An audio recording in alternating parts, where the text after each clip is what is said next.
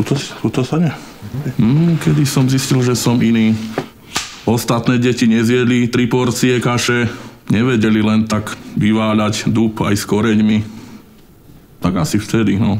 Rodičia to nemali so mnou ľahké, ani ma živiť, ani šatiť. Kamarátov, či mám, tak Miesi železo, to je môj taký parťák, alebo Vali hora, to sú takí moji kumpáni. No a Lakti brada, aký je. Bradu má ozaj polakeť, ale je to ináč taký suchý, konár, starý. Ja? No a horký, že som ja hrdina. Čo tam s takým Lakti bradom bojovať?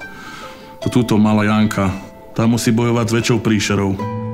Život detí v nemocniciach naozaj nie je ako z rozprávky. Prispejte aj vy na klaunské večerničky pre všetkých malých hrdinov. www.červenynos.sk. Ďakujeme.